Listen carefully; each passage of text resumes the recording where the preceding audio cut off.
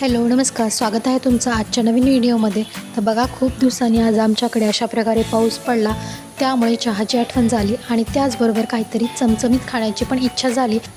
त्यासाठी मग इथे झटपट बनणारी अशी भेळ करायला घेतली।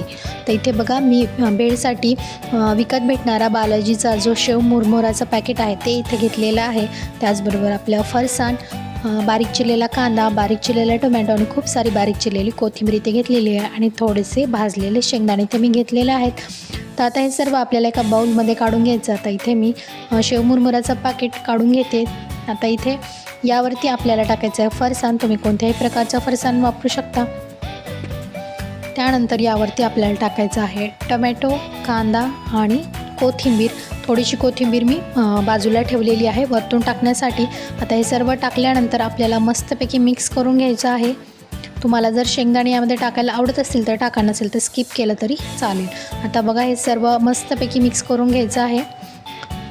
झटपट बनणारी आणि हलक्या फुलक्या भुकेसाठी ही रेसिपी आहे आणि झणझणीत पण आणि चटपटीत पण लागते।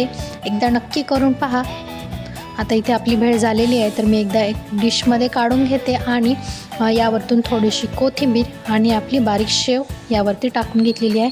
तर बघा, झटपट अगदी 2 मिनिटात तयार झालेली आहे आपली इथे चमचमीत दिसणारी अशी भेळ। त्याचबरोबर चहा पण उकळायला ठेवला होता। आता इथे चहाला मस्तपैकी उकळी आलेली आहे। गरम गरम चहा आणि चटपटीत भेळ। तुम्हाला ही रेसिपी आणि हा व्हिडिओ कसा वाटला कमेंटमध्ये नक्की सांगा। व्हिडिओ आवडला असेल तर व्हिडिओला लाईक, शेअर आणि चॅनलला नवीन असाल तर नक्की सबस्क्राईब करा। श्री स्वामी समर्थ।